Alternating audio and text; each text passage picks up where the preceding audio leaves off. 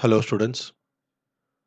Corporate regulation സബ്ജക്റ്റിലെ chapter 1 companies act 2013 മറ്റൊരു അധ്യായത്തിലോട്ട് എല്ലാവർക്കും സ്വാഗതം. ഇന്ന് ഈ ക്ലാസ്സിൽ ഞാൻ കൂടുതലായി പഠിപ്പിക്കാൻ പോകുന്നത് ടൈപ്സ് ഓഫ് കമ്പനീസ് ആണ്. ഇതിനു മുമ്പത്തെ വീഡിയോയിൽ ഞാൻ ടൈപ്സ് ഓഫ് കമ്പനീസിനെ പറ്റി പഠിപ്പിച്ചിട്ടുണ്ടെങ്കിലും ഒരു വീഡിയോ ചെയ്തിട്ടുണ്ടെങ്കിലും അതിൽ പെടാത്തതും എന്നാൽ നൂതനമായി കമ്പനീസ് ആക്ടിൽ ചേർക്കപ്പെട്ടതുമായ കമ്പനികളെ പറ്റിയാണ് ഈ ഒരു സ്ലൈഡിൽ ഞാൻ പറയുന്നത്.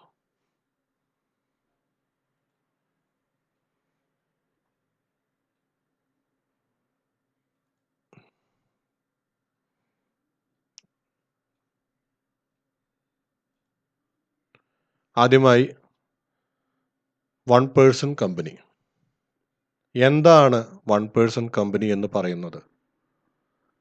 കമ്പനീസ് ആക്ട് 2013 വളരെ നൂതനമായ ഒരു കൺസെപ്റ്റാണ് വൺ പേഴ്സൺ കമ്പനി. 2013 മുമ്പ് ഉണ്ടായിരുന്ന കമ്പനീസ് ആക്ടിൽ, അതായത് 1956 ഉണ്ടായിരുന്ന ആക്ടിൽ ഒരു വ്യക്തിക്ക് മാത്രമായി ഒരു കമ്പനി സ്റ്റാർട്ട് ചെയ്യാൻ സാധിക്കുകയില്ലായിരുന്നു. രണ്ടോ അതിൽ കൂടുതലുള്ള വ്യക്തികൾക്ക് മാത്രമാണ് ഒരു കമ്പനി സ്റ്റാർട്ട് ചെയ്യാനുള്ള പവർ ഉണ്ടായിരുന്നുള്ളത്. എന്നിരുന്നാൽ ഇപ്പോഴത്തെ നൂതനമായ മാർഗങ്ങളും ബിസിനസ് മീഡിയകളും ഒരു വ്യക്തിക്ക് തന്നെ ഒരു കമ്പനി സ്റ്റാർട്ട് ചെയ്യാനുള്ള അധികാര പരിധികൾ കൊടുക്കാൻ തുടങ്ങിയിരുന്നു. ഇതിൻ്റെ ഒരു എക്സാമ്പിൾസ് എന്ന് പറയുന്നത് സാധാരണഗതിയിൽ IT കമ്പനികളെയാണ് ഉദ്ദേശിക്കുന്നത്. IT സ്റ്റാർട്ടപ്പ് കമ്പനികളെ വേണമെങ്കിൽ നമുക്ക് നോക്കാം, ഒരു എക്സാമ്പിളായി ചേർക്കാം. സ്റ്റാർട്ടപ്പ് കമ്പനികളിൽ ഒന്നിൽ കൂടുതലുണ്ട് ആൾക്കാരുണ്ട്. ഒന്നിൽ കൂടുതൽ ആൾക്കാർ ടെക്നോളജി കണ്ടുപിടിക്കുന്ന ആൾക്കാരുണ്ട്. അതോടൊപ്പം തന്നെ ഒരു വ്യക്തി തന്നെയാണ് ആ കമ്പനിയുടെ ഇൻവെൻറ്ററും പ്രൊമോട്ടറും, അങ്ങനെ എല്ലാം ആ ഒരു വ്യക്തി തന്നെയായിരിക്കും. വളരെ നൂതനമായ ഒരു കൺസെപ്റ്റാണ്. അതുകൊണ്ട് തന്നെ വളരെ വൈഡായ ഒരു സബ്ജക്റ്റും കൂടിയാണ് വൺ പേഴ്സൺ കമ്പനി എന്ന് പറയുന്നത്.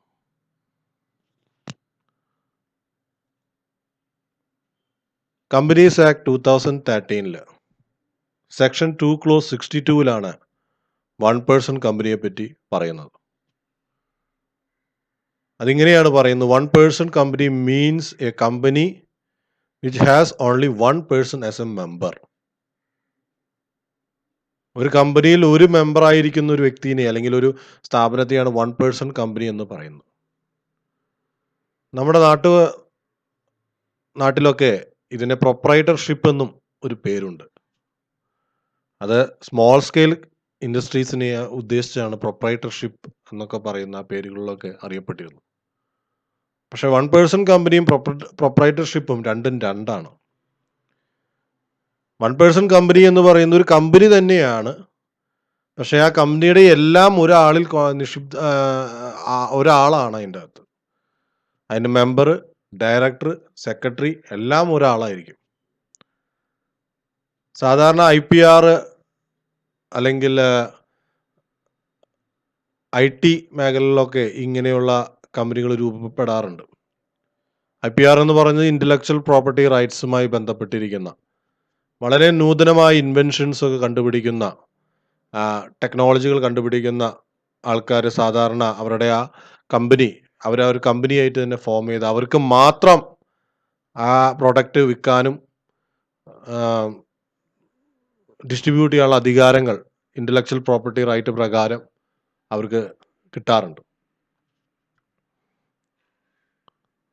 കമ്പനികളുടെ പ്രൊമോഷന് വേണ്ടിയും കൂടിയാണ്, കോമ്പറ്റീഷൻ കൂടുന്നതിന് വേണ്ടിയാണ് സത്യത്തിൽ ഇങ്ങനൊരു നൂതനമായ ഒരു കൺസെപ്റ്റ് കമ്പനീസ് ആക്ട് 2013 ചേർത്തിരിക്കുന്നത്. സാധാരണയായി ഒന്നിൽ കൂടുതൽ ആൾക്കാർ കമ്പനി കൂടുമ്പോൾ അവർക്കും റൈറ്റുകൾ പോകുന്നു, പ്രത്യേകിച്ച് ഇൻ്റലക്ച്വൽ പ്രോപ്പർട്ടി റൈറ്റ്സിൻ്റെ ഒക്കെ ഭാഗമാകുമ്പോൾ അതിൻ്റെ പേറ്റൻറ്റിറ്റി അല്ലെങ്കിൽ ഗ്രാൻഡ് കാര്യങ്ങളൊക്കെ ഡിസ്ട്രിബ്യൂട്ട് ചെയ്യേണ്ട ആ ഒരു പ്രശ്നങ്ങൾ ഒഴിവാക്കുന്നതിനും തർക്കങ്ങൾ ഒഴിവാക്കുന്നതിനും ഈ 1% കമ്പനി ഉപകരിക്കപ്പെടും. സെക്ഷൻ 3 ഓഫ് കമ്പനീസ് ആക്ടിൽ a company may formed by any lawful purpose by 1%. Section 2 clause 62 section 3യുമാണ് 1% കമ്പനിയെ പറ്റി എക്സ്പ്ലനേഷൻ നടത്തുന്ന കമ്പനീസ് ആക്ടിൽ നടത്തുന്ന അല്ലെങ്കിൽ കമ്പനീസ് ആക്ടിനെ പറ്റി പറയുന്ന 2 സെക്ഷൻസ്.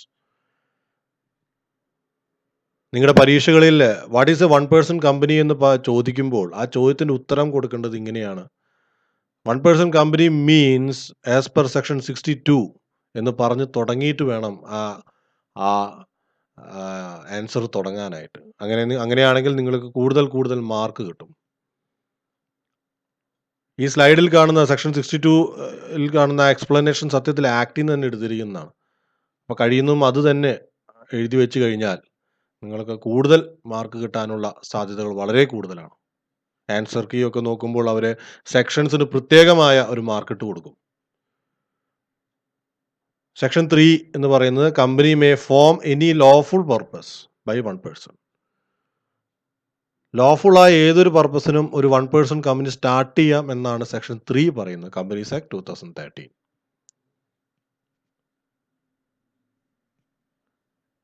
അതിൻ്റെ മറ്റൊരു പ്രത്യേകത എന്നുള്ളത് 1% company is a private company formed by subscribing the name of such 1% to the memorandum and complying with the requirements of the Act respect of registration as regard the name of 1% company. 1% കമ്പനിയുടെ അതൊരു 1% കമ്പനിയാണ് എന്ന് പറയേണ്ടത് memorandum of association എന്ന് പറയുന്ന അല്ലെങ്കിൽ മെമ്മോറാണ്ടത്തിൽ ചേർക്കണമെന്നാണ് company നിയമം പറയുന്നത്. മെമ്മോറാണ്ടത്തിനെ പറ്റിയും ആർട്ടിക്കിൾ ഓഫ് അസോസിയേഷനെ പറ്റിയും നമ്മൾ കൂടുതൽ പഠിക്കും, കൂടുതലുള്ള വീഡിയോകൾ നമ്മൾ ചെയ്യും. The Act provided that words OPC means 1% company, shall mention in a bracket below the name of such company whatever it is printed. 1% കമ്പനിയുടെ കാറ്റഗറിയിൽ പെടുന്ന ആ കമ്പനികളുടെ ട്രേഡ് മാർക്കിലോ അല്ലെങ്കിൽ ആ കമ്പനിയുടെ പരസ്യത്തിൻ്റെയോ താഴെ OPC എന്ന് ബ്രാക്കറ്റിൽ ചേർക്കണമെന്നാണ് കമ്പനീസ് ആക്ടിൽ പറയുന്നത്.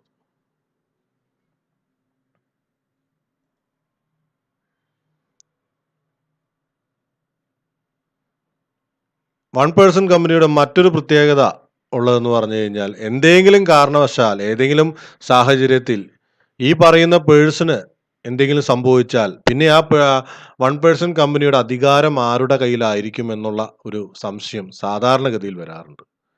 ആ സംശയത്തിൻ്റെ മറുപടിയാണ് ഇനിയുള്ള ആ കൊട്ടേഷനിൽ വന്നിരിക്കുന്നത്. The Act provided that memorandum of 1% company shall indicate the name of other person as nominee.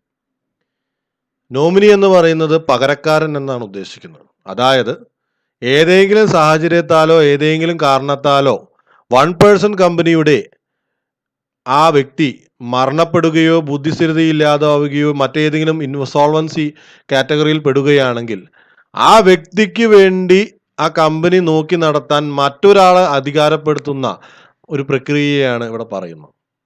അങ്ങനെ അധികാരപ്പെടുത്തുന്നുണ്ടെങ്കിൽ ആ പറയുന്ന വ്യക്തിയുടെ അധികാരപ്പെട്ടിരിക്കുന്ന ആ വ്യക്തിയുടെ പേര് നോമിനിയായി മെമ്മോറാണ്ടത്തിൽ ചേർക്കണമെന്നാണ് പറയുന്നത്. With prior written consent in prescribed form who shall be in the event of subscribers death or incapacity to contract become member of the company. അങ്ങനെ ചെയ്യണമെങ്കിൽ, അതായത് ആ നോമിനി എന്ന് പറയുന്ന ആളുടെ പേര് അവിടെ ചേർക്കണമെങ്കിൽ ആ നോമിനിയുടെ സമ്മതം വേണമെന്നാണ് ഇതിൽ പറയുന്നത്. നോമിനിയുടെ സമ്മതം വേണം. അതും സാധാ പൂർണ്ണമായ ഒരു സമ്മതമല്ല, റിട്ടൺ സമ്മതം വേണമെന്നാണ് പറയുന്നത്. ഓക്കെ, റിട്ടണായ കൺസെന്റ് വേണമെന്നാണ് അതിൽ പറയുന്നത്. And written consent of such person shall also be filed with the registrar at the time of incorporation along with memorandum and article. അങ്ങനെ കിട്ടിയിരിക്കുന്ന സമ്മതപത്രം മെമ്മോറാൻഡവും ആർട്ടിക്കിൾ ഓഫ് അസോസിയേഷന്റെ കൂടെ ഇൻകോർപ്പറേഷൻ കമ്പനി രജിസ്റ്റർ ചെയ്യുന്ന ആ സമയത്ത് രജിസ്ട്രാർ ഓഫ് കമ്പനീസിലേക്ക് അയച്ചു കൊടുക്കണമെന്നാണ് നിയമം. അങ്ങനെ അയച്ചു കൊടുക്കപ്പെട്ട ശേഷം മാത്രമാണ് അദ്ദേഹത്തിനെ നോമിനിയായിട്ട് അംഗീകരിക്കാൻ കമ്പനിക്ക് സാധിക്കുകയുള്ളൂ. വൺ പേഴ്സൺ കമ്പനികളുടെ കുറച്ച് പ്രിവിലേജുകളാണ് ഇനി ഞാൻ നിങ്ങളുടെ മുമ്പിൽ പറയുന്നത്. It need not to hold an annual general meeting. Annual general meeting എന്ന് പറയുന്ന കമ്പനിയുടെ കൊല്ലാകൊല്ലം നടക്കുന്ന മീറ്റിങ്ങുകളെയാണ് ആനുവൽ ജനറൽ മീറ്റിംഗ് എന്ന് പറയാം. സാധാരണഗതിയിൽ ഒരു വൺ പേഴ്സൺ കമ്പനിയിൽ ഒരു ആനുവൽ ജനറൽ മീറ്റിങ്ങിൻ്റെ ആവശ്യകത ഉണ്ടാവാറില്ല. കാരണം ആരെയാണോ ബോധിപ്പിക്കേണ്ടത് ആ ആൾ തന്നെയാണ് ഇതിൻ്റെ ഓണറും. അപ്പോൾ അതിൻ്റെ ആവശ്യകത ഇല്ല എന്നാണ് ആക്ട് പറയുന്നത്. The minimum number of directors is 1. Minimum number of directors is 1 എന്ന് പറയുമ്പോൾ അതായത് ആ വൺ പേഴ്സൺ കമ്പനിയിൽ ഒരു മെമ്പറാണുള്ളത്, ആ മെമ്പർ തന്നെയാണ് അതിൻ്റെ director. There is no need of appointment a independent director. One person കമ്പനിയുടെ മറ്റൊരു പ്രത്യേകതയാണ് ഇൻഡിപെൻഡൻറ്റ് ഡയറക്ടറുടെ ആവശ്യകതയില്ല എന്നുള്ളത്. കാരണം അതിൻ്റെ മെമ്പറും അതിൻ്റെ ഷെയർ ഹോൾഡറും എല്ലാം ഒരാളാണ്. Retirement of directors by rotation is not applicable. സാധാരണഗതിയിൽ കമ്പനികളുടെ ആനുവൽ ജനറൽ മീറ്റിങ്ങിലാണ് അവരവരുടെ ഡയറക്ടേഴ്സിനെ അപ്പോയിൻറ്റ് ചെയ്യുന്ന ഇലക്ഷൻ നടക്കുന്ന കാര്യങ്ങളൊക്കെ നടക്കുന്നു. പക്ഷേ വൺ പേഴ്സൺ കമ്പനിയെ സംബന്ധിച്ചിടത്തോളം അതിൻ്റെ ആവശ്യകതയില്ല. കാരണം അതിൻ്റെ ഡയറക്ടറും മെമ്പറും എല്ലാം ഒരാളാണ്, even shareholder itself. There is no need for preparing a cash flow statement as a part of financial statements. ഇതിൽ ചെറിയൊരു പ്രശ്നമുണ്ട്. സാധാരണ റിട്ടേൺസ് കാണിക്കണം, പക്ഷേ ഒരു ആനുവൽ ജനറൽ മീറ്റിങ്ങിൽ മിനിറ്റ്സ് ബുക്ക് ചേർക്കുന്ന പോലെ ഷെയർ ഹോൾഡേഴ്സിന് വേണ്ടി ഉണ്ടാക്കുന്ന ആ കാര്യങ്ങളൊന്നും വേണ്ട എന്നാണ് വൺ പേഴ്സൺ കമ്പനിയുടെ മറ്റൊരു പ്രത്യേകത. പക്ഷെ ഗവൺമെൻറ്റിന് അതിൻ്റെ റിട്ടേൺസ് കാണിച്ചു കൊടുക്കണം. ഇൻകം ടാക്സ് അല്ലെങ്കിൽ മറ്റ് വിഭാഗങ്ങളിലൊക്കെ രജിസ്ട്രാറിനൊക്കെ കമ്പനി രജിസ്ട്രാറിനൊക്കെ അത് കാണിച്ചു കൊടുക്കണം എന്നുള്ള ഒരു നിയമമൊക്കെ ഉണ്ട്. അതൊക്കെ ഇതിന് ബാധകമാണ്. Restrictions on the one person company. എന്തൊക്കെ റെസ്ട്രിക്ഷൻസ് ആണ് കമ്പനീസ് ആക്ട് 2013 പ്രകാരം കൊടുത്തിരിക്കുന്നത്? The company cannot carry on non banking financial activities. One person കമ്പനിയുടെ ഒരു എക്സെപ്ഷനാണ് ഇപ്പോൾ ഇവിടെ ഞാൻ പറഞ്ഞത്. കമ്പനി പല ടൈപ്പായിട്ട് നമുക്ക് തുടങ്ങാം. Production company, distribution company, marketing company, അങ്ങനെ പല ടൈപ്പ്, പല വെറൈറ്റി തന്നെയുണ്ട്. പക്ഷേ വൺ പേഴ്സൺ കമ്പനിക്ക് അങ്ങനെയൊക്കെയുള്ള കാര്യങ്ങളൊക്കെ തുടങ്ങാമെങ്കിലും ഒരു ബാങ്കിങ് ഫിനാൻഷ്യൽ ഇൻസ്റ്റിറ്റ്യൂഷൻസ് ആക്ടിവിറ്റീസ് ബന്ധപ്പെട്ട കമ്പനികൾ തുടങ്ങാൻ വൺ പേഴ്സൺ കമ്പനിക്ക് അധികാരങ്ങളില്ല. ഓക്കെ, അങ്ങനെ ഒരു കാര്യങ്ങൾ തുടങ്ങാനായിട്ട് അതിനുള്ള അധികാര അവകാശങ്ങളില്ല. കാരണം അത് മറ്റൊന്നുമല്ല, അവിടെ NBFC, reserve bank of India, അതോടൊപ്പം തന്നെ മണി ലെൻഡിങ് ആക്ട് പ്രകാരമുള്ള ലൈസൻസുകളുടെ അനുവാദങ്ങളിൽ അല്ലെങ്കിൽ അങ്ങനെയുള്ള ആക്ടുകളിൽ മിനിമം ഒരു കാറ്റഗറി ഉണ്ട്, ഒരു കമ്പനി തുടങ്ങാനുള്ള കാറ്റഗറി. അത് ഫോളോ ചെയ്ത് പോകുന്നതുകൊണ്ടാണ് ഇതൊരു എക്സെപ്ഷനായിട്ട് കിടക്കുന്നത്.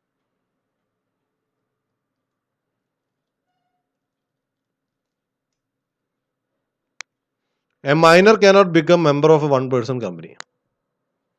ഇന്ത്യൻ കോൺട്രാക്ട് ആക്ടിൽ നമുക്ക് എല്ലാവർക്കും അറിയാം, ഒരു മൈനറിന് ഒരിക്കലും ഒരു കമ്പനിയുടെ അല്ലെങ്കിൽ ഒരു കോൺട്രാക്റ്റിൻ്റെ ഭാഗമാവാൻ സാധിക്കുകയില്ല എന്നുള്ളത്. അതുപോലെ തന്നെയാണ് കമ്പനീസ് ആക്ടിൽ മൈനറിന് ഒരിക്കലും ഒരു കമ്പനിയുടെ ഭാഗമാവാൻ സാധിക്കുകയില്ല. അത് ഫോളോ ചെയ്ത് പോകുന്നു എന്നുള്ളൂ. A minor cannot become a member of one person company because it is void ab initio. A one person company can converted into private or public company only after 2 years from the date of its incorporation. ഒരു one person കമ്പനിക്ക് private കമ്പനിയോ public കമ്പനിയോ ആവാൻ സാധിക്കും 2 വർഷത്തെ, അതിൻ്റെ incorporation കഴിഞ്ഞ് 2 വർഷത്തെ ഇടവേളയ്ക്ക് ശേഷം. അതിൻ്റെ ഒരു സിനേറിയോ ഞാൻ വേണമെങ്കിൽ പറഞ്ഞു തരാം. ഇപ്പോൾ ഫോർ എക്സാമ്പിൾ, നിങ്ങളൊരു ടെക്നോളജി കണ്ടുപിടിച്ചു, ആ ടെക്നോളജിയുടെ പേറ്റൻറ്റ് നിങ്ങളുടെ കയ്യിലാണ് വിചാരിക്കുക. ആ പേറ്റൻറ്റ് പ്രകാരം നിങ്ങളൊരു വൺ പേഴ്സൺ കമ്പനി സ്റ്റാർട്ട് ചെയ്തു. ഓട്ടോമാറ്റിക്കലി ആ കമ്പനി വലിയൊരു കമ്പനി ഏറ്റെടുക്കാൻ നിൽക്കുകയാണ്, പ്രൈവറ്റ് കമ്പനി ഏറ്റെടുക്കാൻ നിൽക്കുകയാണെങ്കിൽ അങ്ങനെയുള്ള സന്ദർഭങ്ങളിലാണ് ഈ പറയുന്ന കാര്യങ്ങൾ വരുന്നത്. നമ്മുടെ IT മേഖലകളിലൊക്കെ ഇത് വളരെ സുലഭമായി നടക്കുന്ന ഒരു കാര്യമാണ്. പബ്ലിക് കമ്പനി എന്ന് പറയുമ്പോൾ ചിലപ്പോൾ ഡിഫൻസ് പരമായിട്ടുള്ള, അതായത് ഒരു വ്യക്തി ഒരു ടെക്നോളജി കണ്ടുപിടിക്കുകയും അതിൻ്റെ പേരിൽ പേറ്റന്റ് നേടുകയും അങ്ങനെ ഒരു കമ്പനിയായി വൺ പേഴ്സൺ കമ്പനിയെ രജിസ്റ്റർ ചെയ്ത സ്ഥിതിക്ക് ആ ടെക്നോളജി ഡിഫൻസിലേക്ക് എടുക്കാൻ വേണ്ടി, അതാണ് പബ്ലിക് കമ്പനി, അല്ലെങ്കിൽ ഡിഫൻസ് അല്ല, ഏതെങ്കിലും പബ്ലിക് കമ്പനിയുടെ അതോറിറ്റിക്ക് വരുത്താനും സാധിക്കുമെന്നാണ്, ഭാഗമാക്കാൻ, ലയിപ്പിക്കാൻ സാധിക്കുമെന്നാണ്, 2 വർഷത്തിന് ശേഷം ലയിപ്പിക്കാൻ സാധിക്കുമെന്നാണ് ഇവിടെ പറയുന്നത്. If the company exceeds 50 lakhs or its annual turnover during last 3 consecutive financial years exceed 2 crore rupees, it can be converted within period of 6 months. ഇതിൻ്റെ ഒരു ബാഹ്യമായ രൂപം ഇത്രയേ ഉള്ളൂ. നിങ്ങൾ കണ്ടുപിടിച്ചിരിക്കുന്ന ടെക്നോളജി ബേസ് ചെയ്തിരിക്കുന്ന കമ്പനി വളരെ പോപ്പുലർ ആണ്, 50 ലക്ഷത്തിൻ്റെ മുകളിലും, അല്ലെങ്കിൽ 3 വർഷമായി 50 ലക്ഷത്തിൻ്റെ മുകളിൽ വരുന്നതോ, അല്ലെങ്കിൽ 2 കോടിയിൽ മുകളിൽ വരുന്നതോ, അങ്ങനെ വരുന്ന കാര്യങ്ങളെല്ലാം 6 മാസത്തിനുള്ളിൽ ആ വൺ പേഴ്സൺ കമ്പനിയെ പബ്ലിക്കോ പ്രൈവറ്റാക്കിയോ മാറ്റാൻ സാധിക്കുമെന്നാണ് പറയുന്നത്.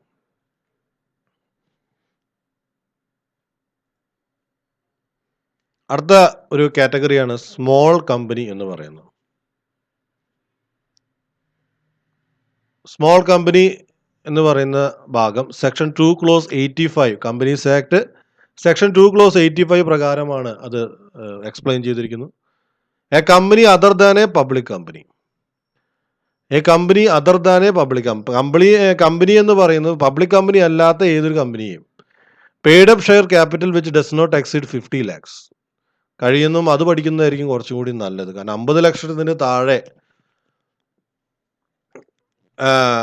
50 ലക്ഷത്തിൻ്റെ താഴെയോ അല്ലെങ്കിൽ 5 കോടിയുടെ മുകളിലോ വരാത്ത ഏതൊരു കമ്പനീനെ നമുക്ക് സ്മോൾ കമ്പനി എന്ന് വിളിക്കാം. ഓക്കെ, അത് 3 വർഷത്തിൻ്റെ ഇടവേളയിലുള്ളത്. The turnover of which as per its last profit or loss account does not exceed 2 crores rupees or such higher amount as prescribed which shall not be more than 25 crores rupees. അപ്പോൾ turn ഓവറിൻ്റെ കാര്യത്തിൽ 2 കോടിയോ അല്ലെങ്കിൽ 25 കോടിയുടെ മുകളിൽ പോകാത്ത ഏതൊരു കമ്പനീനെയും small company എന്ന് പറയാം. പക്ഷേ ഇതിനും ഒരു എക്സെപ്ഷൻ ഉണ്ട്. ഈ പറയുന്ന സ്മോൾ കമ്പനി എന്ന് പറയുന്ന കാറ്റഗറി ഒരിക്കലും ഒരു ഹോൾഡിംഗ് കമ്പനിയിലോ അല്ലെങ്കിൽ സെക്ഷൻ 8 പ്രകാരം, അതായത് പ്രോഫിറ്റൽ മോട്ടീവ് അല്ലാത്ത കമ്പനികളിലോ ബോഡി കോർപ്പറേറ്റുകളോ അല്ലെങ്കിൽ കമ്പനി ഒരു സ്പെഷ്യൽ ആക്ട് പ്രകാരം സ്ഥാപിതമായ ഒരു കമ്പനിയിലോ ബാധകമല്ല എന്നാണ് ഇതിൽ പറയുന്നത്. Association not for profit. Section 8 പ്രകാരം പറയുന്ന കമ്പനികൾ എന്ന് പറയുന്നത് ചാരിറ്റി ഫോക്കസ് ചെയ്തിരിക്കുന്ന കമ്പനികളെയാണ് അസോസിയേഷൻ നോട്ട് ഫോർ പ്രോഫിറ്റ് എന്ന് പറയുന്നത്. സാധാരണ പലതരത്തിലുള്ള ചാരിറ്റി ഓർഗനൈസേഷൻസും നമ്മുടെ നാട്ടിലുണ്ട്. ചാരിറ്റീനെ പ്രൊമോട്ട് ചെയ്യാൻ വേണ്ടി കൊമേഴ്സും ആർട്ടും സയൻസും എഡ്യൂക്കേഷനും അങ്ങനെ പലതരത്തിലുള്ള കാര്യങ്ങൾ പ്രൊമോട്ട് ചെയ്യാൻ വേണ്ടിയും കമ്പനികൾ ഫോം ചെയ്യാറുണ്ട്. അവരുടെ മെയിൻ ഒബ്ജക്റ്റ് എന്ന് പറയുന്നത് പ്രോഫിറ്റ് മോട്ടീവ് അല്ല, പകരം ഈ പറയുന്ന കാറ്റഗറിയിൽ പെട്ടിരിക്കുന്ന കാര്യങ്ങൾ പൊന്തിക്കുക, അല്ലെങ്കിൽ പൊന്തിക്കുകയല്ല, പ്രോത്സാഹപ്പെടുത്തുക എന്നുള്ള ഒരു കാരണമാണ് അവിടെ ചെയ്യുന്നത്.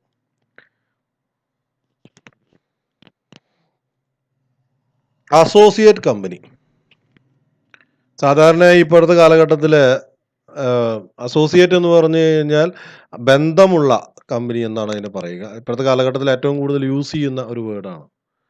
Section 2 clause 6 of companies act ആണ് അസോസിയേറ്റ് കമ്പനിയുടെ ഡെഫിനിഷൻ തരുന്നത്. It is a company in relation to another company.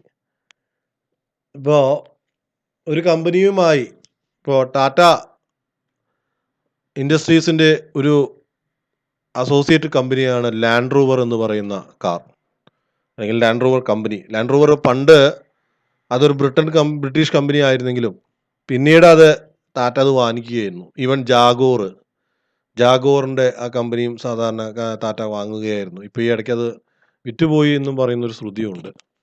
അപ്പോൾ അതിനെയൊക്കെയാണ് അസോസിയേറ്റ് കമ്പനികൾ എന്ന് പറയുക. അതായത് ഈ കമ്പനിയുമായി ആ കമ്പനി ബന്ധമുണ്ട് എന്ന് പറയുന്ന കാര്യങ്ങൾ. പക്ഷേ വോഡാഫോൺ, ഐഡിയ എന്നുള്ള കമ്പനികളൊന്നും ഇതിൽ കാറ്റഗറിയിൽ പെടില്ല. അത് മെർജർ ആയിട്ടിരിക്കുന്ന കമ്പനികളാണ്. അതൊരിക്കലും അസോസിയേറ്റ് കമ്പനി എന്ന് കാര്യമുള്ള കാറ്റഗറിയിൽ പെടാറില്ല. A company in which that other company has significant influence. Significant influence എന്ന് പറയുന്നത് ആ കമ്പനിയുമായി കൂടുതലായ ബന്ധമുള്ളത്. ഇപ്പോൾ സാധാരണഗതിയിൽ കാർ മാനുഫാക്ചറിങ്ങിൻ്റെ എടുത്തു നോക്കുകയാണെങ്കിൽ അതിൻ്റെ സ്റ്റീൽ മെറ്റീരിയൽസ്, അതിൻ്റെ ഇലക്ട്രോണിക് വിഭാഗം, അതൊക്കെ ഈ പറയുന്ന ടാറ്റ കമ്പനിയുടെ മറ്റ് കമ്പനികൾ ഉണ്ടാക്കുന്നതായിരിക്കും. ആ ടാറ്റ കമ്പനിയുടെ ഓണർഷിപ്പിൽ ഉണ്ടാകുന്ന മറ്റ് കമ്പനികൾ ഉണ്ടാക്കുന്നതായിരിക്കും ഈ പറയുന്നതിൻ്റെ പാർട്സ്. അതാണ് അസോസിയേറ്റ് കമ്പനി എന്ന് പറയാൻ കാരണം. But it is not subsidiary company. Subsidiary company എന്ന് പറയുന്നത് കീഴ്പ്പെട്ടിരിക്കുന്ന കമ്പനി തന്നെയാണ് സബ്സിഡറി കമ്പനി എന്ന് പറയുന്നത്. അസോസിയേറ്റ് കമ്പനി ഒരിക്കലും ഒരു കമ്പനിയുടെ കീഴ്പ്പെട്ടിരിക്കുന്നതല്ല. അത് ആ കമ്പനിയെ പോലെ തന്നെയുള്ള ഒരു കമ്പനിയാണ് അസോസിയേറ്റ് കമ്പനി എന്ന് പറയുന്നത്. പക്ഷെ സബ്സിഡറി കമ്പനി എന്ന് പറയുന്ന ഒരു കമ്പനികൾ കീഴ്പ്പെട്ടിരിക്കുന്ന കമ്പനികളെയാണ്. ലിസ്റ്റഡ് കമ്പനി സാധാരണയായി നമ്മുടെ രാജ്യത്ത് ഏറ്റവും കൂടുതൽ കമ്പനികളുള്ളത് ലിസ്റ്റഡ് ആയ കമ്പനികളാണ്. നമുക്കെല്ലാം പരിചിതമായ നാഷണൽ സ്റ്റോക്ക് എക്സ്ചേഞ്ചും ബോംബെ സ്റ്റോക്ക് എക്സ്ചേഞ്ചിലും ആ ലിസ്റ്റിൽ വരുന്ന കമ്പനികളെയാണ് ലിസ്റ്റഡ് കമ്പനി എന്ന് പറയുന്നത്. നമ്മുടെയൊക്കെ പത്രങ്ങളിൽ, നമ്മുടെ കാലത്തന്നെ പത്രം എടുത്ത് നോക്കി കഴിഞ്ഞാൽ അതിൽ സാമ്പത്തികം പേജിൽ ഒരു ഭാഗത്ത് നിങ്ങൾക്ക് കാണാം BSE NSE എന്നൊക്കെ എഴുതി കുറേ കമ്പനികളുടെ പേരും അതിന് നേരെ കുറച്ച് പ്രൈസുകളും കൊടുക്കുന്നു. അതെന്താണ് ഉദ്ദേശിക്കുന്നത് എന്ന് വെച്ചാൽ അന്നത്തെ ദിവസം അല്ലെങ്കിൽ അതിന് മുമ്പത്തെ ദിവസത്തെ ആ കമ്പനികളുടെ ഷെയറിന്റെ വിലയാണ് ഉദ്ദേശിക്കുന്നത്. ഈയിടെ ഒരു സംഭവം ഉണ്ടായിരുന്നു. നമ്മുടെ റിലയൻസ് ഇൻഡസ്ട്രീസിന്റെ ഷെയർ വാല്യൂ കൂടി, അതിൻ്റെ കടങ്ങളെല്ലാം തീർത്തുകൊണ്ട്, അതിൻ്റെ കടമെല്ലാം തീർത്ത് ആ കമ്പനി മുന്നോട്ട് പോയി. അപ്പോൾ അതിൻ്റെ ഷെയർ വാല്യൂ കൂടി എന്ന് പറയുന്ന ഒരു വാർത്ത നമ്മൾ കേട്ടിരുന്നു. അത് ഇതിൻ്റെയൊക്കെ ഭാഗമായിട്ടാണ്. ഈ ഷെയർ വാല്യൂ കൂടുന്നതും കുറയുന്നതും, ഈ ഷെയർ മാർക്കറ്റൊക്കെ നിൽക്കുന്നത് തന്നെ ഈ ലിസ്റ്റഡ് കമ്പനികളുടെ അടിസ്ഥാനത്തിലാണ്. ലിസ്റ്റ് ചെയ്യപ്പെട്ട കമ്പനികളുടെ വളർച്ചയിൽ ഷെയറിൻ്റെ വാല്യൂ കൂടുകയും ലിസ്റ്റ് ചെയ്യപ്പെട്ട കമ്പനികളുടെ താഴ്ചയിൽ ആ കമ്പനിയുടെ ഷെയർ വാല്യൂ കുറയുകയും ചെയ്യുന്നതാണ് പതിവ്. അപ്പോൾ ലിസ്റ്റഡ് കമ്പനി എന്ന് പറയുന്നത് ബോംബെ സ്റ്റോക്ക് എക്സ്ചേഞ്ചിലും നാഷണൽ സ്റ്റോക്ക് എക്സ്ചേഞ്ചിലും, അതിൽ മാത്രമല്ല റെക്കഗ്നൈസ്ഡ് ആയ ഏത് സ്റ്റോക്ക് എക്സ്ചേഞ്ചിലും ചെയ്യപ്പെട്ട കമ്പനികളെ നമ്മൾ ഉദ്ദേശിക്കും. ഇവിടെ ബോംബെ അല്ലെങ്കിൽ നാഷണൽ സ്റ്റോക്ക് എക്സ്ചേഞ്ച് ഒന്നും പ്രത്യേകമായ ധാരണയില്ല. എനി റെക്കഗ്നൈസ് സ്റ്റോക്ക് എക്സ്ചേഞ്ച് എന്നാണ് അവിടെ പറഞ്ഞിരിക്കുന്നത്. അപ്പോൾ അത് ന്യൂയോർക്ക് സ്റ്റോക്ക് എക്സ്ചേഞ്ചിൽ റെക്കഗ്നൈസ് ചെയ്താലും കുഴപ്പമില്ല. അങ്ങനെ കമ്പനികളുണ്ട് നമ്മുടെ രാജ്യത്ത്. നമുക്ക് അതിൻ്റെ ഒരു ലീഗൽ ഡെഫിനിഷൻ നോക്കാം. സെക്ഷൻ 2 ക്ലോസ് 52 ഓഫ് കമ്പനീസ് ആക്ടിലാണ് ഇതിനെപ്പറ്റി പറയുന്നത്. A listed company means A company which has any of it security listed in any recognised stock exchange. ഏതെങ്കിലും റെക്കഗ്നൈസ്ഡ് ആയ സ്റ്റോക്ക് എക്സ്ചേഞ്ച്, അത് ബോംബെ സ്റ്റോക്ക് എക്സ്ചേഞ്ച് ആവാം, നാഷണൽ സ്റ്റോക്ക് എക്സ്ചേഞ്ച് ആവാം, New York stock exchange ആവാം, recognised ചെയ്യണം. ആര് റെക്കഗ്നൈസ് ചെയ്യണം? നമ്മുടെ രാജ്യം റെക്കഗ്നൈസ് ചെയ്യുന്ന ഏത് സ്റ്റോക്ക് എക്സ്ചേഞ്ചിലും ലിസ്റ്റ് ചെയ്യുന്ന ഒരു കമ്പനിയെ ലിസ്റ്റഡ് കമ്പനി എന്ന് നമുക്ക് പറയാൻ സാധിക്കും. അടുത്തതായിട്ട് പുതിയൊരു കൺസെപ്റ്റാണ്. അധികം പരിചയമില്ലാത്ത, സാധാരണ ബിസിനസ് ലോ സ്റ്റുഡൻസിന് പോലും അധികം പരിചയമില്ലാത്ത ഒരു കൺസെപ്റ്റാണ് ഡോർമെന്റ് കമ്പനി എന്ന് പറയുന്നത്. നിങ്ങളുടെ മുമ്പിലിരിക്കുന്ന സ്ലൈഡ് പോലെ തന്നെയാണ് ഡോർമെന്റ് കമ്പനി എന്ന് പറയുന്നത്. ഡോർമെന്റ് കമ്പനി എന്ന് പറയുന്നത് ഉറങ്ങിക്കൊണ്ടിരിക്കുന്ന കമ്പനി എന്നാണ് അതിൻ്റെ അർത്ഥം. അതെ, അത് ഉറങ്ങിക്കൊണ്ടിരിക്കുകയാണ്, പ്രവർത്തനമില്ലാണ്ടല്ല, ഉറങ്ങിക്കൊണ്ടിരിക്കുന്ന ഒരു കമ്പനി എന്ന് പറയുന്നതാണ്. നിങ്ങൾക്ക് കൂടുതൽ പഠിക്കാൻ വേണ്ടിയാണ് ഞാൻ അങ്ങനെ ഒരു വാചകം തന്നെ പറയുന്നത്. ആ കമ്പനി പ്രവർത്തിക്കുന്നില്ല, പക്ഷെ ആ കമ്പനിയുടെ പ്രവർത്തനങ്ങൾ ഫ്യൂച്ചറിൽ ഉണ്ടാവും. അങ്ങനെ കാറ്റഗറിയിൽ പെട്ടിരിക്കുന്ന കമ്പനികളെയാണ് നമ്മൾ ഡോർമെന്റ് കമ്പനി എന്ന് പറയുന്നത്.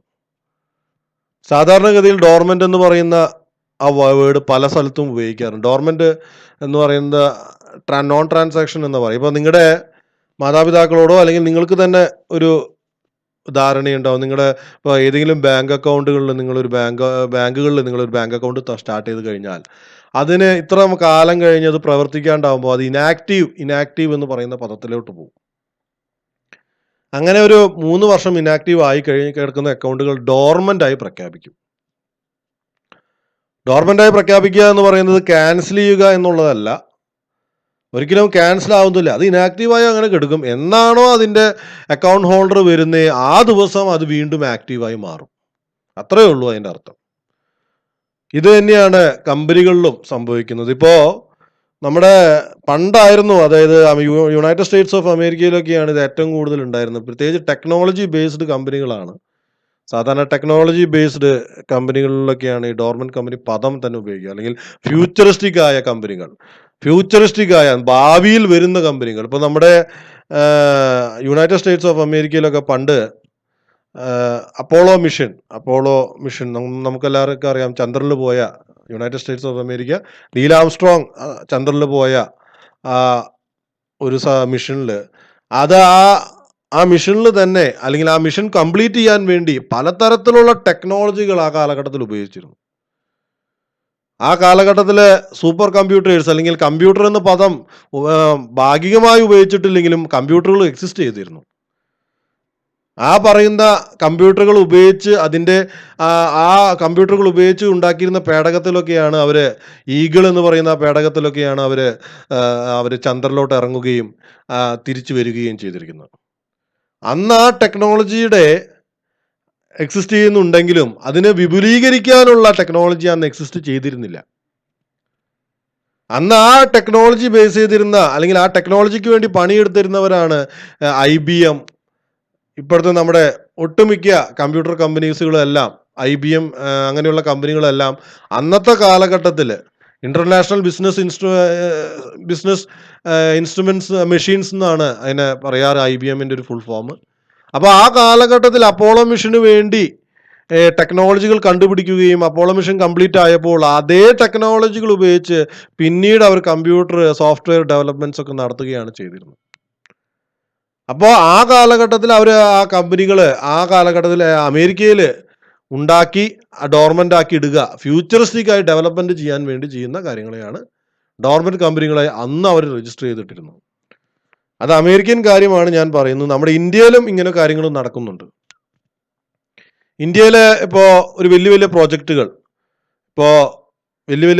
എന്ന് പറഞ്ഞു കഴിഞ്ഞാൽ ഇപ്പോൾ സോളാർ പവർ, അല്ലെങ്കിൽ അങ്ങനെയുള്ള നൂതനമായ ടെക്നോളജികൾ, ഇപ്പോൾ ചില നൂതനമായ ടെക്നോളജികൾ പ്രാവർത്തികമാക്കാനുള്ള ടെക്നോളജികൾ വളർന്നു വരുന്നേ ഉണ്ടാവുള്ളൂ നമ്മുടെ നാട്ടിൽ. അപ്പോൾ അത് വളർന്നു വരുന്ന കാലഘട്ടത്തിൽ ഇത് ഡെവലപ്പ് ചെയ്യാൻ വേണ്ടി, അല്ലെങ്കിൽ അതിൻ്റെ പേഴ്സണൽ റൈറ്റ് നഷ്ടപ്പെടാതിരിക്കാൻ വേണ്ടി 1% കമ്പനിയിലോ അല്ലെങ്കിൽ കമ്പനി പ്രകാരമായി രജിസ്റ്റർ ചെയ്ത് അത് ഡോർമെൻ്റ് ആക്കി ഇടുന്ന ഒരു പതിവ് സാധാരണഗതിയിലുണ്ട്. അത് സാധാരണ IT കമ്പനികളിലൊക്കെ ഉപയോഗിക്കുന്ന ഒരു ഭാഗമാണ്. ഇപ്പം നിങ്ങൾ ഉപയോഗിക്കപ്പെടുന്ന മൊബൈല്, സാംസങ്, ആൻഡ്രോയിഡ് ടെക്നോളജികളെല്ലാം പണ്ടേ ഒരു 20 കൊല്ലം മുമ്പേ അത് കണ്ടുപിടിച്ച് കഴിഞ്ഞിട്ടുണ്ട്. ടച്ച് സ്ക്രീനൊക്കെ ഒരു 30 കൊല്ലം മുമ്പേ ഓൾറെഡി എക്സിസ്റ്റ് ചെയ്യുന്നുണ്ട്. പക്ഷേ അത് ഡെവലപ്പ് ചെയ്യാനുള്ള ടെക്നോളജി ആ കാലഘട്ടത്തിൽ ഉണ്ടായിരുന്നില്ല. അപ്പം അതുവരെ വെയിറ്റ് ചെയ്യുക എന്നുള്ളതാണ് ഡോർമെന്റ് കമ്പനികളുടെ ഒരു പ്രത്യേകത. ആ ടെക്നോളജി വിപുലീകരിക്കപ്പെടുന്ന ഒരു ഭാഗം വരെ വെയിറ്റ് ചെയ്യുക എന്നുള്ളതാണ് ഡോർമെന്റ്. അന്ന് വരെ ഇത് ഇനാക്റ്റീവായി കെടുക്കുക എന്നുള്ളതാണ് ഡോർമെന്റ് കമ്പനികളുടെ ഒരു പ്രത്യേകതയായിട്ട് കാണാറുള്ളത്. സാധാരണഗതിയിൽ ഇപ്പോൾ ടെക്നോളജി ബേസ്ഡ് ആണ് സാധാരണഗതിയിലായിട്ട് ഡോർമെന്റ് കമ്പനികളെ പറ്റി പറയാറുള്ളത്. പേരെടുത്ത് പറയാവുന്ന ഡോർമെന്റ് കമ്പനികൾ വളരെ കുറവാണ്. കാരണം അത് ആക്റ്റീവ് ആവുന്ന സമയത്ത് മാത്രമാണ് അത് ഫുൾ സ്വിങ്ങിലൊക്കെ വരാറുള്ളത്. നമുക്കപ്പോൾ അതിനെപ്പറ്റിയുള്ള കൂടുതൽ നിയമപരമായ കാര്യങ്ങൾ നമുക്ക് പഠിക്കാം. സെക്ഷൻ 455 ഓഫ് കമ്പനീസ് ആക്ട് പ്രകാരമാണ് ഡോർമെന്റ് കമ്പനികൾ എന്ന് പറയുന്നത്. A company is formed and registered for future projects or to hold an asset or IPR എന്ന് പറയുന്നത് intellectual property rights and has no significant accounting transaction. അതായത് ഒരു കമ്പനി ഫോം ചെയ്യുന്നു എന്തിനു വേണ്ടി, രജിസ്റ്റർ ചെയ്യുന്നു എന്തിനു വേണ്ടി, ഫ്യൂച്ചറായ പ്രോജക്റ്റുകൾക്ക് വേണ്ടി. And also hold an asset, അതിനുവേണ്ടി വസ്തുക്കളും വാങ്ങിച്ചു വെച്ചിട്ടുണ്ടാവും. ഓർ IPR എന്ന് പറയുന്നത് ഇന്റലക്ച്വൽ പ്രോപ്പർട്ടി റൈറ്റ്സ്. ഞാൻ നേരത്തെ പറഞ്ഞ പോലെ ഇൻവെൻഷൻസ്, ഇപ്പോൾ വലിയ സോഫ്റ്റ്വെയർ കമ്പനികളിലൊക്കെ IPR ആണ് അവരുടെ ഹോൾഡിംഗ് അസറ്റ്സ് എന്ന് പറയുന്നത്. അതായത് നിങ്ങൾ ഉപയോഗിക്കുന്ന ടെക്നോളജികൾ, നിങ്ങളിപ്പോൾ ഒരു മൊബൈൽ ഉപയോഗിക്കുകയാണെങ്കിൽ അതിൽ ടച്ച് സ്ക്രീനും ആൻഡ്രോയിഡ് ആപ്പുകളും അതിനുവേണ്ടി ഉപയോഗിക്കുന്ന ടെക്നോളജികൾ സത്യത്തിൽ ഒരു IPR ഇന്റലക്ച്വൽ പ്രോപ്പർട്ടി റൈറ്റുമായി വളരെ ബന്ധപ്പെട്ടുള്ള സംഗതികളായിരിക്കും. അപ്പോൾ അതൊക്കെ ഡെവലപ്പ് ചെയ്യാൻ, ഫ്യൂച്ചറിൽ ഡെവലപ്പ് ചെയ്യാൻ വേണ്ടി ഉപയോഗിക്കുന്ന പദമാണ് ഡോർമെന്റ് കമ്പനി എന്ന് പറയുന്നത്. It will be inactive company may make application to the register for obtaining status of a dormant company. സാധാരണഗതിയിൽ ഒരു കമ്പനി ഡോർമെന്റ് കമ്പനിയായിട്ട് പ്രഖ്യാപിക്കണമെങ്കിൽ അത് ഏത് രജിസ്ട്രാറിന്റെ കീഴിലാണോ വന്നിരിക്കുന്നത് ആ രജിസ്ട്രാറിന്റെ കീഴിലോട്ട് അപ്ലിക്കേഷൻ അയച്ചുകൊണ്ട് അങ്ങനെ ഡോർമെന്റ് കമ്പനി എന്ന് പറയുന്ന സ്റ്റാറ്റസിലോട്ട് കൊണ്ടുവന്നാൽ മാത്രമാണ് അത് ഡോർമെന്റ് കമ്പനിയായിട്ട് സാധാരണ പ്രഖ്യാപിക്കാറുള്ളൂ. അങ്ങനെ പ്രഖ്യാപിച്ചു കഴിഞ്ഞാൽ അതിൻ്റെ അക്കൗണ്ടിങ് ട്രാൻസാക്ഷൻസ് ഒന്നും കാണിക്കേണ്ട ആവശ്യകത ഇല്ല. ഡോർമെന്റ് കമ്പനിയുടെ മറ്റൊരു പ്രത്യേകതകളാണ് Inactive company means a company which has not been carrying any business. Inactive company എന്ന് പറയുന്നത് 2 വർഷമായിട്ട് ആ പറയുന്ന കമ്പനി ആക്റ്റീവായിട്ട് പ്രവർത്തിക്കുന്നില്ല, അല്ലെങ്കിൽ അതുമായി ബന്ധപ്പെട്ടിരിക്കുന്ന പേയ്മെൻറ്റ് ഓഫ് ഫീസോ അല്ലെങ്കിൽ പേയ്മെൻറ്റ് പ്രിസ്ക്രൈബ്ഡ് ബൈ ദ ആക്റ്റോ അല്ലെങ്കിൽ അലോട്ട്മെൻറ്റ് ഓഫ് ഷെയർസോ അല്ലെങ്കിൽ maintenance of its office and record. Office and records അല്ലെങ്കിൽ ഒന്നും മെയിൻറ്റെയിൻ ചെയ്യുന്നില്ല, ഫിനാൻഷ്യലി 2 കൊല്ലമായിട്ട് അത് വർക്ക് ചെയ്യാത്ത രീതിയിലാണെങ്കിൽ അതിനെ ഡോർമെന്റ് കമ്പനിയായിട്ട് പ്രഖ്യാപിക്കാറുണ്ട്, അല്ലെങ്കിൽ അതിൻ്റെ സ്റ്റാറ്റസ് ഡോർമെന്റ് ആക്കാറുമുണ്ട്. അടുത്ത ഒരു കമ്പനിയാണ് ഡിഫങ്ക്ട് കമ്പനി എന്ന് പറയുന്നത്. ഓക്കെ, ഡിഫങ്ക്ട് കമ്പനി എന്ന് പറയുന്നതിൻ്റെ മെയിൻ ഇത്രയുള്ള ക്ലോസ്ഡ് ആയ കമ്പനി. ആ പിക്ചറിൽ കാണുന്ന പോലെ തന്നെയാണ് പൂട്ടിക്കെടുക്കുന്ന ഒരു കമ്പനീനെ അതായത് ആണ് ഈ പദത്തിൽ ഉപയോഗിക്കുന്നത്. ഓക്കെ, ഈ പദത്തിൽ ഉപയോഗിക്കുന്ന മെയിൻ കാരണം അത് തന്നെയാണ്, പൂട്ടിക്കെടുക്കുക. ഇത് നമ്മൾ ചുമ്മാ ഫിസിക്കലി ഷട്ടർ അടച്ച് ചെയ്യുന്ന പോലെയല്ല, രജിസ്ട്രാർ ഓഫ് കമ്പനീസിൽ രജിസ്ട്രാർ പ്രകാരം ക്ലോസ് ചെയ്യപ്പെട്ട കമ്പനികളാണ് ഡിഫങ്ക്ട് കമ്പനി എന്ന് പറയുന്നത്. ഓക്കെ, ഡിഫങ്ക്ട് കമ്പനിയെ പറ്റി എക്സ്പ്ലെയിൻ ചെയ്യുന്നത് ഇങ്ങനെയാണ്. സെക്ഷൻ 248 കമ്പനീസ് ആക്ടിലെ സെക്ഷൻ 248 പ്രകാരം when a company has failed to commence its business within 1 year of its incorporation or not carrying business of any for 2 consecutive years, 2 വർഷമായിട്ട് അതിനെപ്പറ്റി ആ ബിസിനസ് സ്റ്റാർട്ട് ചെയ്യുകയോ അല്ലെങ്കിൽ ബിസിനസ് ഇൻക്യാരി ചെയ്യുകയോ അല്ലെങ്കിൽ 1 വർഷമായി ഇൻകോർപ്പറേഷന് ശേഷം 1 വർഷമായി ബിസിനസ് സ്റ്റാർട്ട് ചെയ്യാത്ത കമ്പനികളെയാണ് ഈ ഡിഫങ്ക്ട് കമ്പനി എന്ന് പറഞ്ഞ് രജിസ്ട്രാർ സ്റ്റാറ്റസ് ചേഞ്ച് ചെയ്യാറുള്ളൂ. അല്ലെങ്കിൽ നമ്മൾ നേരത്തെ പഠിച്ച ഡോർമെന്റ് കമ്പനികളുടെ സ്റ്റാറ്റസ് ഇല്ലാത്ത കമ്പനികൾ, അങ്ങനെയുള്ള കമ്പനികളെയും പൂട്ടിക്കെടുക്കുന്ന കമ്പനികളായി രജിസ്ട്രാർ പ്രഖ്യാപിക്കുമെന്നാണ് പറയുന്നത്. ഓക്കെ, അതോടൊപ്പം തന്നെ രജിസ്ട്രാർ പറഞ്ഞിരിക്കുന്ന മാനദണ്ഡങ്ങൾ പാലിക്കാത്ത കമ്പനികളെയും ഡിഫങ്ക്ട് കമ്പനി എന്ന് പറഞ്ഞ് പ്രഖ്യാപിക്കാറുണ്ട്. അടുത്തതായി പ്രൊഡ്യൂസർ കമ്പനി സെക്ഷൻ 581B പ്രകാരമാണ് പ്രൊഡ്യൂസർ കമ്പനി ഡിഫൈൻ ചെയ്തിരിക്കുന്നത്. പ്രൊഡക്ഷനുമായി എന്തെങ്കിലും തരത്തിലൊരു ബന്ധമുണ്ടെങ്കിൽ അതിനെ പ്രൊഡ്യൂസർ കമ്പനി എന്നുള്ളതാണ് പറയാറ്. അതിൻ്റെ വിവിധ തരത്തിലുള്ള കാറ്റഗറികളാണ് ഇവിടെ എഴുതിയിരിക്കുന്നത്. അപ്പോൾ ഇത്രയുമാണ് മറ്റൊരു തരത്തിലുള്ള ടൈപ്സ് ഓഫ് കമ്പനി എന്ന് പറയുന്ന കാറ്റഗറിയിൽ പെടുന്നത്. ഇത്രയുമാണ് ഈ വീഡിയോയിൽ നിങ്ങൾക്ക് വേണ്ടി ഞാൻ എക്സ്പ്ലെയിൻ ചെയ്യാൻ ഉദ്ദേശിച്ചത്. നിങ്ങൾക്കുള്ള അഭിപ്രായങ്ങളും മറ്റു കാര്യങ്ങളും കമൻറ്റ് ബോക്സിൽ ഇടുക. ഈ വീഡിയോ ഇഷ്ടപ്പെട്ട് കഴിഞ്ഞാൽ ലൈക്ക് ചെയ്ത് സബ്സ്ക്രൈബ് ചെയ്യുക. Thank you. Have A good day.